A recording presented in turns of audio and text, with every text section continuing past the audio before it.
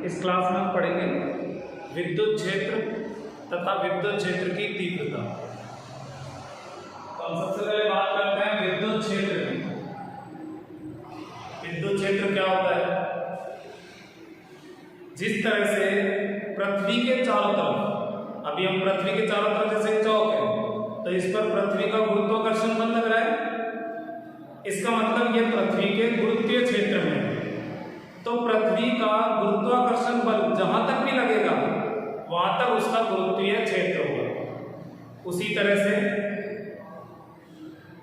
मान लो इस चौक में आवेश है तो ये जहां तक प्रभाव उत्पन्न कर सकता है, जहां तक किसी और आवेश को प्रभावित कर सकता है, उसे कहेंगे इसका विद्युत क्षेत्र। तो विद्युत क्षेत्र की परिभाषा हो गई, किसी आवेश के चारों ओर का वह क्षेत्र, किसी आवेश के चारों ओर का वह क्षेत्र जहां अन्य कोई आवेश स्थिर वैद्युत बल अनुभव करता है, वो या तो इससे आकर्षित होगा या प्रतिकर्षित होगा, तो इसका मतलब इसका विद्युत क्षेत्र है वहां पर। तो विद्युत क्षेत्र की डेफिनेशन हो गई, किसी आवेश के चारों ओर का वह क्षेत्र जहां अन्य कोई आवेश विद्युत क्षेत्र अनुभव करता है उसे विद्युत क्षेत्र कहते हैं। फिर इसी से संबंधित एक परिभाषा है, एक भौतिक राशि है विद्युत क्षेत्र की तीव्रता। जैसे ये आवेशित है, मान लो यहाँ पर आवेश है, यहाँ पर भी इसका प्रभाव है, यहाँ भी है, यहाँ भी है, लेकिन अलग अलग जगह पर प्रभाव अलग अलग होगा। जैसे जैसे आप इससे दूर जाते जाओगे इसका प्रभाव कम होता जाएगा, विद्युत क्षेत्र कमजोर होता जाएगा। तो फिर उसी के लिए भौतिक राशि बना दी कि विद्युत क्षेत्र कितना प्रबल है उसको दर्शाया है। अब विद्युत क्षेत्र कितना प्रबल है इसको कैसे नापें, इसको नापने का क्या तरीका है? तो फिर यहाँ पर कोई इकाई आवेश ले लो, हम एक इकाई आवेश ले आते हैं, एक इकाई छोटा सा पॉजिटिव आवेश लेना है, उसको कहते हैं परीक्षण आवेश। जैसे मान लो हमने एक छोटा सा आवेश ले लिया, इसको कह देंगे परीक्षण आवेश, टेस्ट चार्ज, क्योंकि चेक करने के लिए तो काम में ले रहे हैं, परीक्षण बनाने के लिए तो परीक्षण करने के लिए तो लाए हैं। तो मूल आवेश ही हो गया जिसका क्षेत्र में नापना है, और ये इसके लिए सामने रख दिया, पास में रख दिया परीक्षण आवेश। अब इस पे कितना बल लग रहा है वो निकाल लेंगे, फिर इसके आवेश से डिवाइड कर देंगे, वो इकाई के लिए आ जाएगा। तो एक बार इसको देखो, मान लो किसी आवेश पर बल लग रहा है, ये परीक्षण आवेश पर, और परीक्षण आवेश की वैल्यू है Q0। Q से डिनोट कर सकते हो, Q0 लगा दो, स्पेशली थोड़ी सी पहचान देते, लेकिन पॉजिटिव लेना है। इसी को कहते हैं विद्युत क्षेत्र की तीव्रता। मतलब विद्युत क्षेत्र में किसी बिंदु पर इकाई धनावेश पर लगने वाला स्थिर वैद्युत बल, उस बिंदु पर विद्युत क्षेत्र की तीव्रता कहलाता है। विद्युत क्षेत्र में किसी बिंदु पर स्थित इकाई धनावेश पर लगने वाला स्थिर वैद्युत बल का मान ही उस बिंदु पर विद्युत क्षेत्र की तीव्रता कहलाता है। तो जैसे हमने ये Q0 ले लिया, इसको पॉजिटिव लेना जरूरी है, क्योंकि परिभाषा ऐसी होनी चाहिए जिसमें दिशा का कंफ्यूजन ना रहे, यानी परिभाषा में दिशा निहित होनी चाहिए। आप अपने हिसाब से नहीं ले सकते हो दिशा, नहीं तो फिर तो कोई नेगेटिव लेगा तो फिर उसके हिसाब से डायरेक्शन अलग आएगी, फिर परिभाषा का मतलब ही क्या हुआ? परिभाषा होनी चाहिए ज्ञापन, जो डायरेक्शन और मैग्नीट्यूड दोनों के लिए हो। ये वेक्टर है और ये भी वेक्टर है, ये तो अदिश है, लेकिन ये दोनों सदिश है। तो F की जो दिशा होगी वही E की दिशा होगी, बल की जो दिशा होगी वही E की दिशा होगी, लेकिन बल किससे लग रहा है? परीक्षण आवेश पर। तो परीक्षण आवेश पर लगने वाले बल की दिशा ही विद्युत क्षेत्र की दिशा होगी। तो ये हो गया विद्युत क्षेत्र की तीव्रता। इंग्लिश में कहेंगे इंटेंसिटी ऑफ इलेक्ट्रिक फील्ड।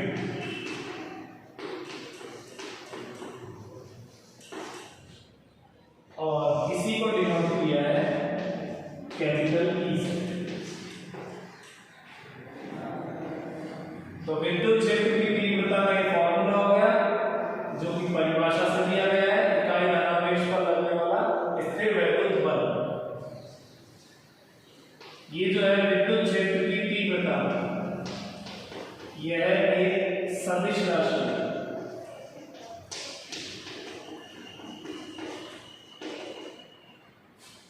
सदिश राशि है तो फिर दिशा क्या होगी इसकी? परीक्षण आवेश पर प्लस Q0 पर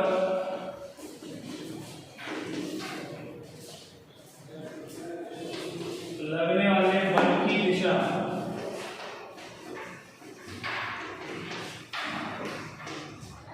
ही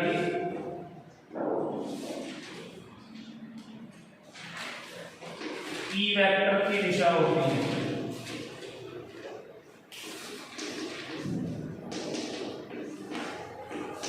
जैसे आपके लिए ये भौतिक राशि नहीं है तो आपको ये पता होना चाहिए परिभाषा क्या है, फॉर्मूला क्या है। ये अदिश है या सदिश है? सदिश है तो फिर दिशा क्या है? तो ये एक सदिश राशि है और इसकी दिशा होगी, ये जो परीक्षण आवेश है इस पर जो बल लगेगा तो जो बल की दिशा है वही होगी। जैसे मान लो ये पॉजिटिव चार्ज है, इसकी वजह से हम विद्युत क्षेत्र निकाल रहे हैं इस बिंदु पर, तो यहां पर हमें रखना पड़ेगा एक पॉजिटिव टेस्ट चार्ज, परीक्षण धनावेश। तो ये परीक्षण धनावेश इससे प्रतिकर्षित होगा और इससे दूर जाएगा, इससे आगे जाएगा, परे जाएगा, तो जो बल की दिशा है वो ये हो जाएगी और जो बल की डायरेक्शन है वही विद्युत क्षेत्र की दिशा होगी। तो इसका मतलब विद्युत क्षेत्र हमेशा प्लस आवेश से दूर की तरफ होता है और माइनस की तरफ होता है, इसीलिए तो परीक्षण आवेश लिया है। तो इसको हम थोड़ा दूसरे तरह से लिख देते हैं। अगर ये पॉजिटिव चार्ज है तो विद्युत क्षेत्र इससे बाहर की तरफ निकलेगा, चारों तरफ निकलेगा, तो विद्युत क्षेत्र हमेशा प्लस से दूर होता है। और माइनस आवेश है तो विद्युत क्षेत्र आवेश की तरफ होगा। धनावेश के लिए विद्युत क्षेत्र आवेश से परे, धनावेश के लिए ई वेक्टर की दिशा सदैव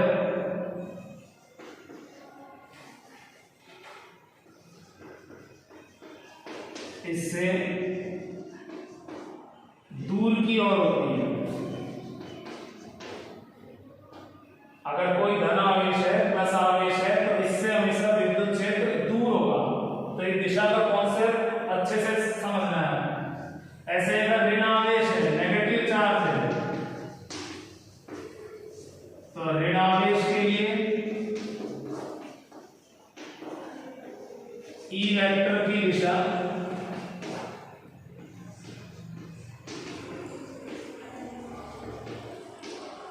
सदैव आवेश की ओर होगी। अगर ऋण आवेश है तो ई वेक्टर की दिशा हमेशा आवेश की तरफ होती है। अब अगर मान लो परिभाषा में ये प्लस आवेश फिक्स नहीं करते तो क्या समस्या आती है? अगर हम कहते थे कि कोई सा भी आवेश ले लो, तो अगर मान लो ऋण आवेश ले लेते, अगर यहाँ ऋण आवेश रखोगे तो माइनस वाला इससे आकर्षित होगा, डायरेक्शन ये हो जाएगी।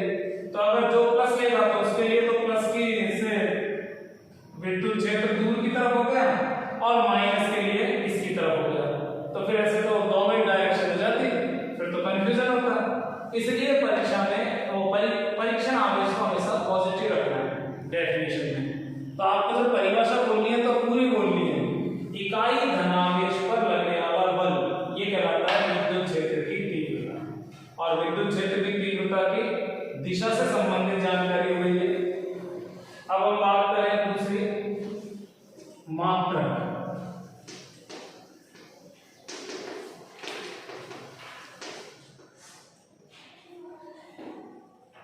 तो इसका मात्रक इस फॉर्मूले से बन जाएगा। ये बल है, बल का मात्रक न्यूटन और आवेश का मात्रक कूलम। तो इसका मात्रक होता है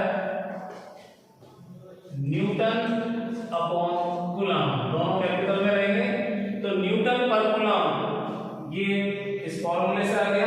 वैसे एक और मात्रक होता है इसका, काफी फेमस मात्रक है, वोल्ट पर मीटर। यहाँ V का मतलब है वोल्ट और N का मतलब है मीटर, वोल्ट पर मीटर। अब ये मात्रक कहां से आया? तो नेक्स्ट चैप्टर में पढ़ेंगे विद्युत क्षेत्र की तीव्रता जो है वो विभवांतर बटे दूरी पर निर्भर करता है। V मतलब पोटेंशियल, विभवांतर।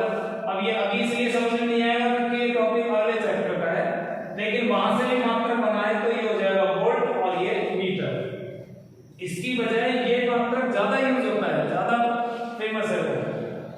लेकिन अगर आपको मालूम नहीं आ रहा है तो आपके पास एक फॉर्मूला है, आप इससे डायरेक्ट लिख सकते हो। अगर एग्जाम में मात्रक पूछता है, किसी न्यूमेरिकल में लगाना पड़े आपको, तो न्यूटन पर गुलाम लगा सकते हैं।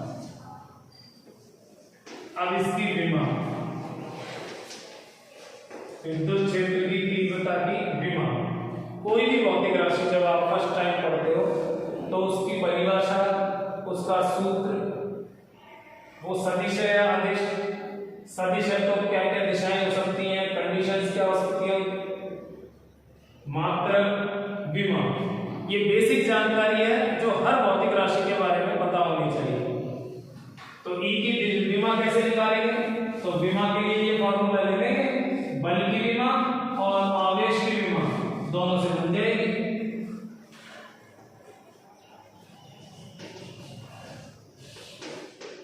तो इस फॉर्मूले में देखो, बल की विमा होती है Mlt-2।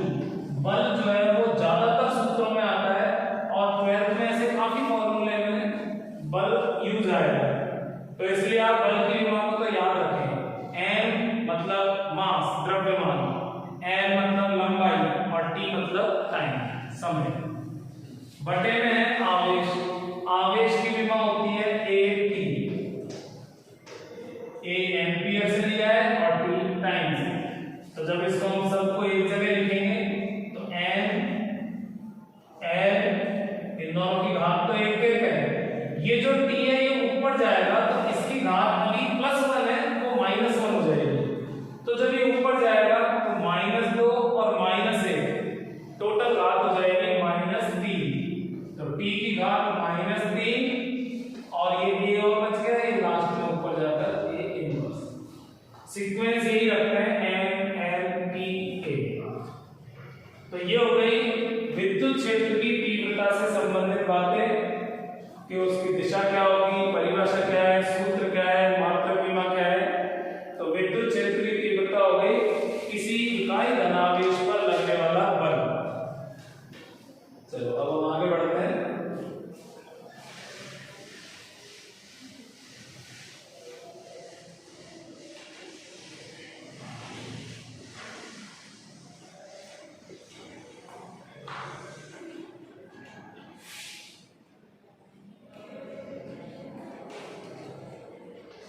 कई बार इस तरह से लिखा हुआ देखोगे फॉर्मूला,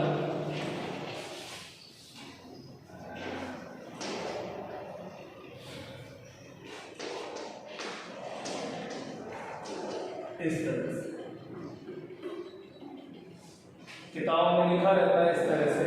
LIM लिमिट को शॉर्ट में लिखा है लिमिट Q0 टेंड्स टू 0, 0 की तरफ जा रहा है, मतलब ये जितना छोटा हो सकता है उतना छोटा रहता है। तो कई बार ये पूछ लेते हैं, वैसे तो मैथ का टॉपिक है, फिजिक्स में तो आपको एक पिछला जो फॉर्मूला लिखा था मैंने पहले उसी से सॉल्व करना है। लेकिन कई बार स्पेशली पूछ लेता है कि ये जो व्यंजक है इसमें ये जो लिमिट ये लिखा है ये क्यों लिखा है। जैसे इस तरह से दे देगा, उपरोक्त व्यंजक में इसका क्या तात्पर्य है, कई बार ऐसे पूछ लेता है कि इसका क्या मीनिंग है, क्यों लिखा है। तो ये सिर्फ इसलिए लिखा है कि ये जो परीक्षण आवेश है ये छोटा से छोटा होना चाहिए, ये 0 की तरफ अग्रसर, मतलब जितना छोटा हो सकता है उतना छोटा रखो। क्यों रखो? मान लीजिए ये एक आवेश है, ये अपने चारों तरफ विद्युत क्षेत्र उत्पन्न कर रहा है,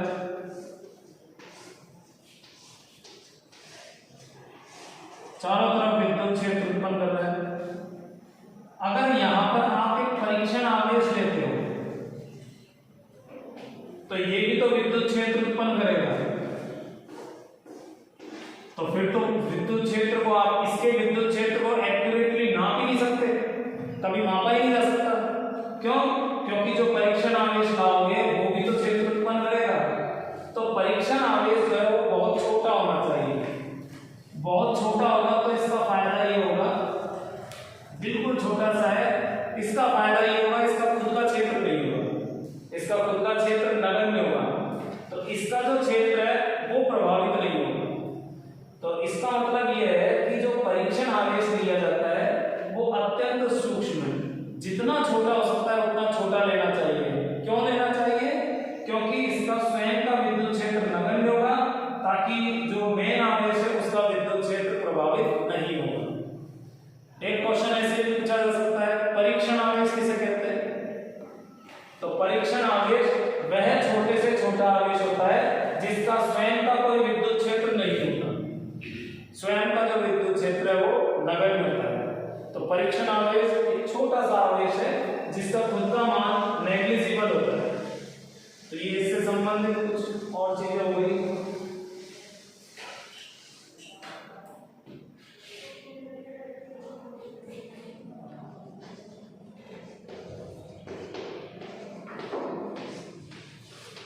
अब छोटा सा डेरिवेशन है, बिंदु आवेश के कारण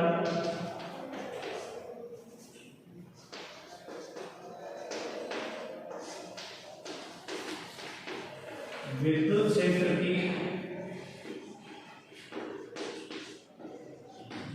तीव्रता का व्यंजन।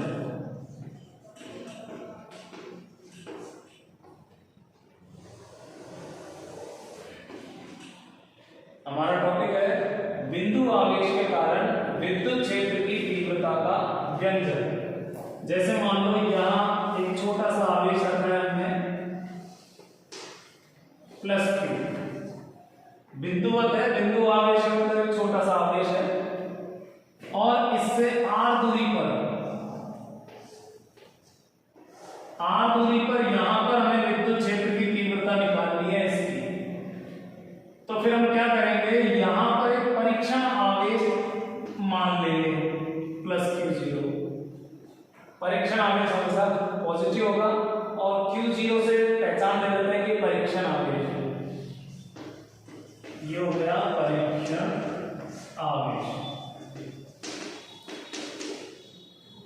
तो हमें दो चीजें दी हुई हैं, एक तो ये आवेश जिसका क्षेत्र निकालना है और उससे दूरी जहां क्षेत्र निकालना है। मान लो ये वाला बिंदु P है और ये बिंदु A है, A पर एक आवेश रखा हुआ है और P पे हमने माना है आवेश, परीक्षण आवेश है नहीं वहां, सिर्फ हमने कल्पना की है बस ये। तो सबसे पहले हम इस पर बल निकालेंगे, q0 पर q के कारण पर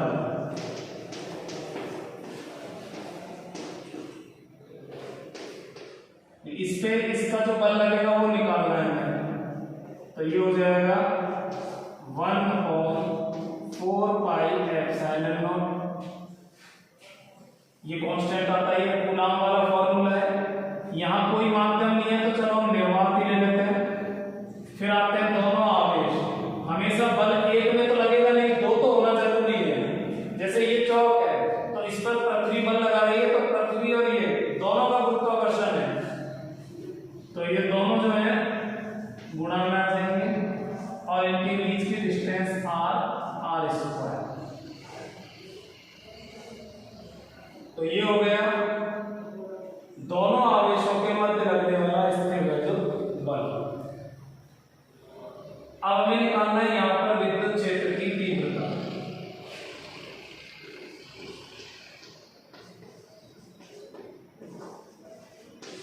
बिंदु P पर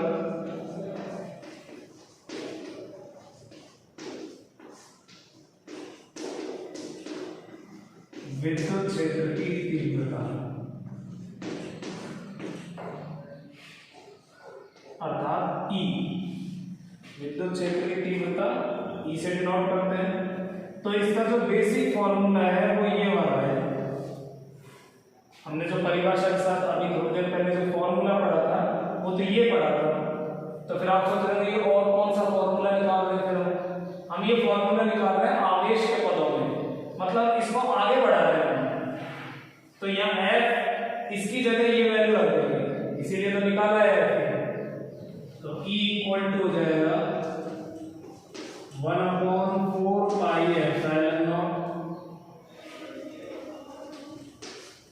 ये तो हो गया f का मान, f की जगह ये कंप्लीट कर दिया।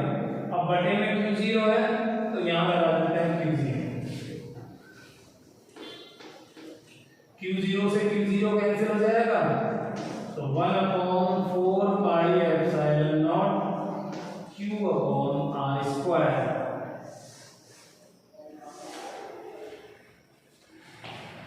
हम इसको ऐसे भी लिख सकते हैं kq/r²,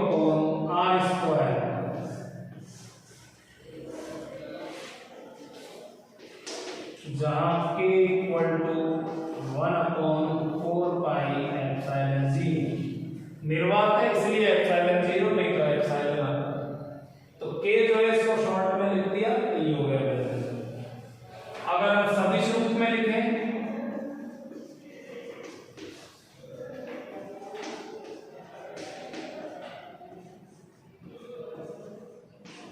तो सदिश रूप में हो जाएगा kq/r² r के। ये जो है इसको r कैप पढ़ेंगे, ये इकाई सदिश कहलाता है और केवल दिशा को दर्शाता है। r कैप की दिशा क्या होगी, वो होगी इस आवेश से इस तरह से जाने वाली डायरेक्शन। ये r वेक्टर की दिशा हो जाएगी, ये r कैप की दिशा। अगर माइनस आवेश होगा तो आवेश की तरफ हो जाएगी बस। अगर एग्जाम में पूछे आपसे सदिश रूप में लिखो तो सिर्फ इतना लिखना है। हाँ, कई बार ऐसे भी लिख सकते हैं, इसे हम इस तरह से भी लिख सकते हैं E वेक्टर बराबर k q/r³ वेक्टर r। वो इसलिए लिख सकते हैं क्योंकि जो r कैप होता है वो होता है वेक्टर r/r का मॉडुलस, r का परिमाण। तो अगर आपने 11th में वेक्टर पढ़े अच्छे से तो आपको कोई दिक्कत नहीं आएगी, और अगर नहीं पढ़े कोई प्रॉब्लम है तो कोई जरूरी नहीं है आप इसको यहीं छोड़ दो। डेरिवेशन तो यहीं कंप्लीट हो गया। सदिश रूप में पूछता है तो जरूरी है ये, लेकिन पता तो होना चाहिए हमें। आर कैप, तो ये जो आर कैप है ये एक तरह से एक रेडियल वेक्टर है। ये यहां से निकलने वाला एक वेक्टर है, प्लस से अवे, माइनस है तो माइनस की तरफ हो जाएगा। तो ये हो गया बिंदु आवेश के कारण विद्युत क्षेत्र की तीव्रता का व्यंजक।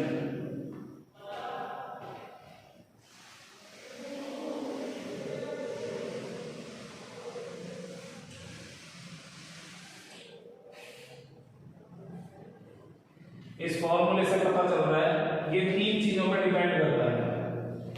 एक तो उस आवेश पर जिसका हम क्षेत्र निकाल रहे हैं, जो दिया हुआ है उस पर तो डिपेंड करेगा। दूसरा डिस्टेंस पर, जैसे जैसे दूरी बढ़ाओगे विद्युत क्षेत्र कम होता जाएगा क्योंकि नीचे आ रहा है ये, बटे में है ये। और तीसरा ये एप्सिलॉन आ रहा है, इसका मतलब माध्यम पर। जहां भी एप्सिलॉन आएगा तो वो राशि जो है माध्यम पर डिपेंड करेगी। तो देखिए अगर हम ग्राफ बनाएं विद्युत क्षेत्र की तीव्रता और आवेश के मध्य, तो ये ग्राफ इस तरह से आएगा। क्यों आएगा, क्योंकि विद्युत क्षेत्र की तीव्रता आवेश के समानुपाती है। मतलब जैसे जैसे आवेश बढ़ेगा वैसे वैसे विद्युत क्षेत्र बढ़ेगा। तो समानुपाती ग्राफ हमेशा ऐसे आता है। जैसे आपने मान लो यहाँ अलग अलग बिंदु लिए, तो हर बिंदु पर Q की वैल्यू, Q पे लंब डालते जाओ तो Q की वैल्यू बढ़ती जा रही है। जैसे जैसे हम आगे बढ़ेंगे तो E की वैल्यू भी बढ़ेगी। तो समानुपाती वाला ग्राफ बिल्कुल सीधा आएगा, E Q के समानुपाती। लेकिन अगर मान लो E और R के बीच में ग्राफ पूछा है, R के बीच में, तो वो इस तरह से आता है क्योंकि यहाँ व्युत्क्रमानुपाती है।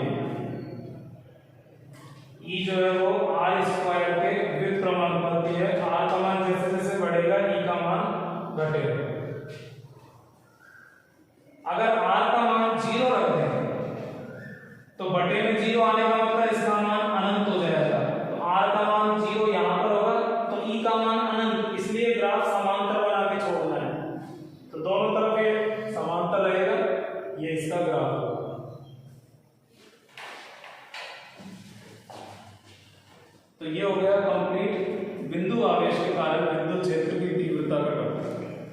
कंप्लीट टॉपिक हो गया। इसमें आपके डेरिवेशन भी आ गया, इससे संबंधित विद्युत क्षेत्र से संबंधित संपूर्ण जानकारी हो गई।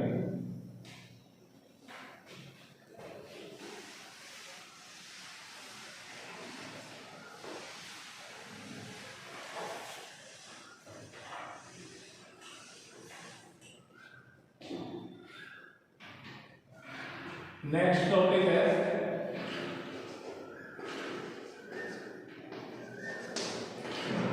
विद्युत द्विध्रुव।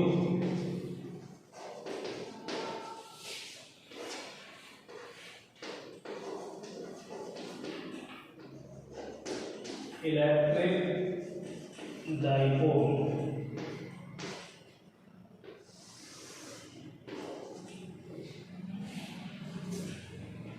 नाम से पता चल रहा है द्विध्रुव, दो ध्रुव होते हैं इसमें।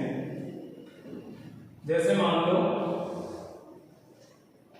एक सिरा है जो तो है प्लस क्यू और दूसरा सिरा है माइनस क्यू और ये गैप काफी कम है, तो इस तरह के जोड़े को, इस तरह के पेयर को कहते हैं विद्युत द्विध्रुव, इलेक्ट्रिक डाइपोल। परिमाण दोनों के समान है लेकिन चिन्ह अपोजिट है, एक पॉजिटिव है दूसरा नेगेटिव, यानी ये जितना पॉजिटिव है ये उतना ही नेगेटिव है और दोनों के बीच में डिस्टेंस काफी कम है। तो ऐसे सेट को, ऐसे पेयर को कहते हैं विद्युत द्विध्रुव। तो परिभाषा क्या हो जाएगी इसकी? समान परिमाण के दो विजातीय आवेश, समान व विपरीत आवेश, ऐसे भी कह सकते हैं। समान परिमाण के विपरीत प्रकृति के दो आवेश यदि अल्प दूरी पर स्थित हैं तो उस युग्म को विद्युत द्विध्रुव कहते हैं। समान व विपरीत आवेश परस्पर अल्प दूरी पर स्थित हैं तो ऐसे युग्म को विद्युत द्विध्रुव कहते हैं। अगर आपसे पूछा जाए विद्युत द्विध्रुव का नेट आवेश बताइए, नेट आवेश, कुल आवेश, तो नेट आवेश तो 0 होता हो गया, क्योंकि जितना पॉजिटिव उतना नेगेटिव। नेट का मतलब टोटल, तो टोटल तो हो जाएगा 0। लेकिन अगर आपसे पूछा जाए द्विध्रुव का आवेश बताइए तो उसका मतलब है आपको किसी एक का परिमाण पूछा है तो आप क्यों बता दो। जैसे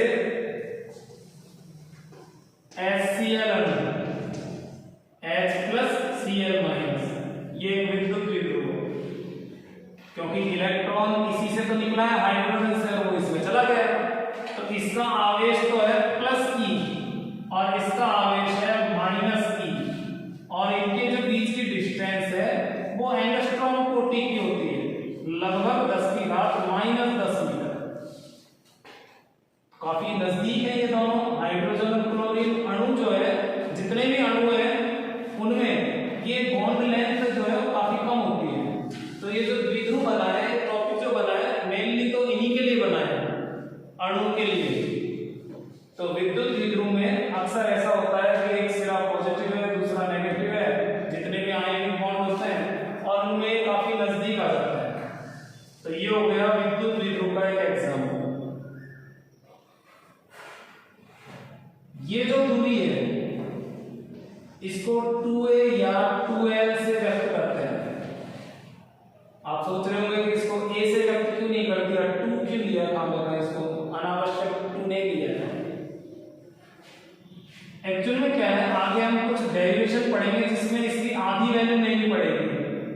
तो फिर अगर हम इसकी कुल दूरी को a लेते हैं तो फिर आधी लेने में ऐसे हो जाता है, जैसे कहीं पर ही आ रहा है x+a/2 का स्क्वायर, तो थोड़ा सा ये कॉम्प्लिकेटेड हो जाता है, ये भिन्न रूप में आ जाता है।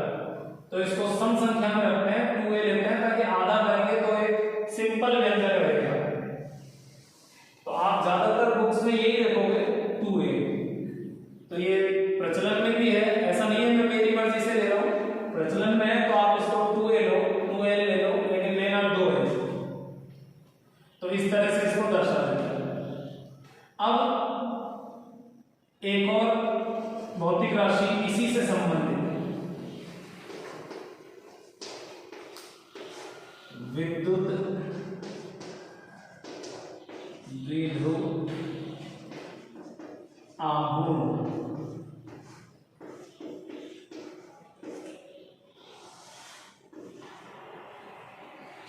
विद्युत द्विध्रुव आघूर्ण ये एक सदिश राशि है, ई से डिनोट करते हैं।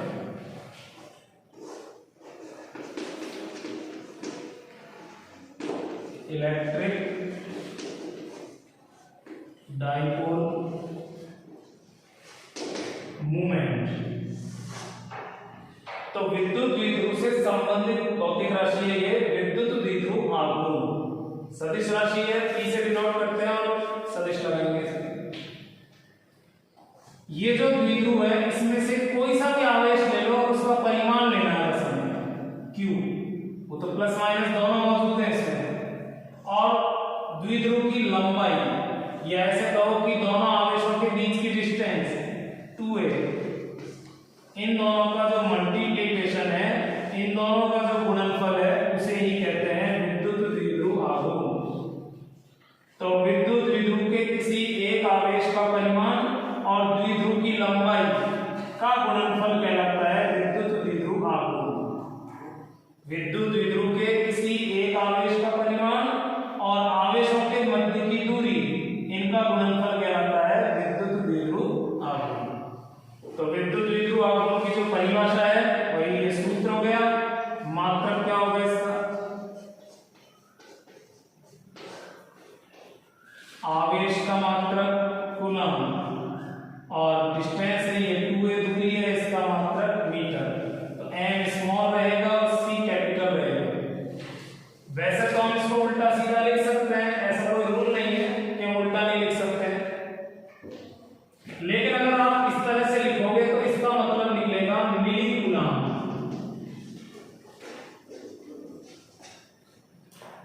इसलिए m को बाद में रखें तो ठीक रहेगा, लेकिन आप चाहते हो कि पहले लिख दिए तो फिर क्या दिक्कत है? तो फिर इसमें डॉट लगाओ, स्पेस दो, क्रॉस लगा दो, कुछ भी लगा दो। अगर आपने m को अटैच कर दिया और बिल्कुल गैप नहीं दिया तो उसका मतलब फिर मिली ही लगता है, पूर्व लग्न हो जाएगा। तो इसका मात्रक हो जाएगा coulomb into metre, coulomb metre. विमा, तो विमा देखो इन दोनों से बनेगी, ये दूरी है, दूरी की विमा L, दूरी की विमा L और आवेश की विमा AT होती है। तो T पहले ले लो और फिर A। L तो हो गई दूरी की विमा और आवेश की विमा हो गई T और A। तो L T A ये हो जाएगा विद्युत द्विध्रुव आघूर्ण की विमा का सूत्र, विमीय सूत्र। अब ये सदिश राशि है तो फिर दिशा क्या होती है इसकी? तो दिशा होती है हमेशा माइनस चार्ज से प्लस चार्ज की होगी। ये डायरेक्शन होगी द्विध्रुव आघूर्ण की। आप ये नहीं कहोगे कैसे आई, ये मानी गई है, यानी कि जो इसका माइनस वाला हिस्सा है इसको मान लिया पिछला हिस्सा, टेल मान लिया, और जो प्लस आवेश है उसको मान लिया हेड, शीर्ष मान लिया। तो विद्युत द्विध्रुव आघूर्ण की जो दिशा है वो माइनस से प्लस की तरफ परिभाषित है, मानी गई है। जैसे HCl अणु है तो इसका द्विध्रुव आघूर्ण इस साइड होगा। एक और HCl अणु है, इसका द्विध्रुव आघूर्ण इधर हो गया। कोई तीसरा HCl अणु है तो ये इधर हो जाएगा। कुल मिलाकर होगा पॉजिटिव की तरफ।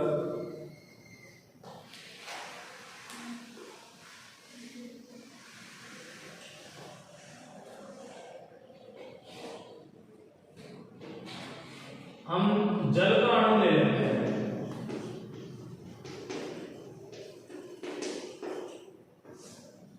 जल में एक तो हो गया ऑक्सीजन और दो हाइड्रोजन। इसकी शेप कुछ इस तरह से होती है, यहाँ इसके बीच में कौन होता है, 90 से थोड़ा ज्यादा ही होता है। हम कौन सा इसको बिल्कुल एग्जैक्ट पैमाने पे बना, ऑक्सीजन में डबल माइनस और हाइड्रोजन में एक दोनों में प्लस। जो जल का अणु है वो होता है H2O, तो दो हाइड्रोजन और एक ऑक्सीजन।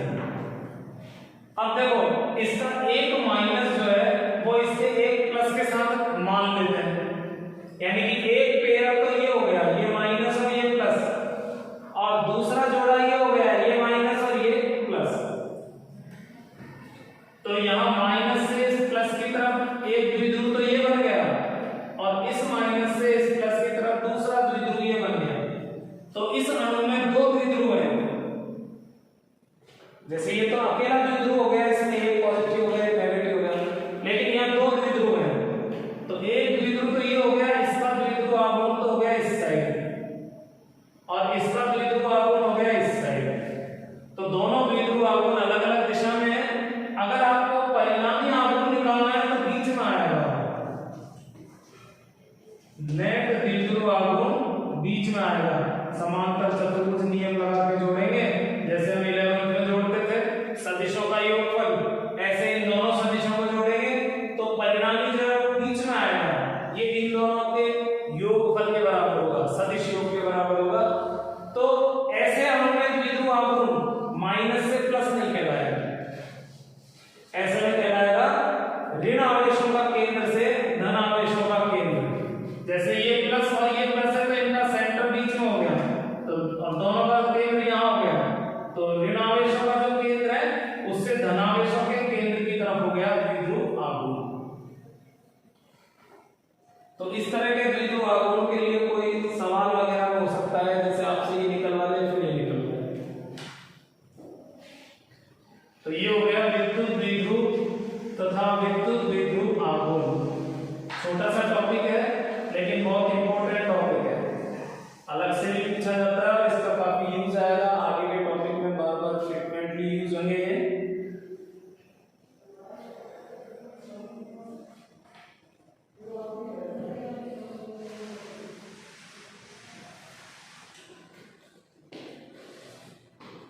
मान लीजिए एक द्विध्रुव है,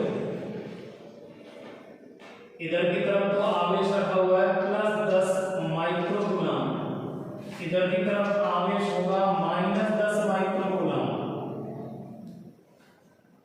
अगर ये दोनों आवेश परिमाण में बराबर है और चिन्ह में अपोजिट है तो ये कहलाएगा द्विध्रुव। और ये इनके बीच की जो डिस्टेंस है वो मान लेते हैं 5 एंगस्ट्रॉम। तो इस द्विध्रुव आघूर्ण को इसमें हमें ज्ञात करना है, इस पर एक एग्जांपल भी उसमें लिख देते हैं। विद्युत द्विध्रुव आघूर्ण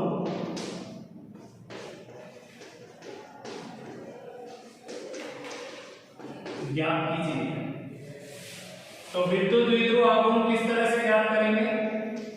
तो विद्युत द्विध्रुव आघूर्ण का फॉर्मूला होता है Q × 2a।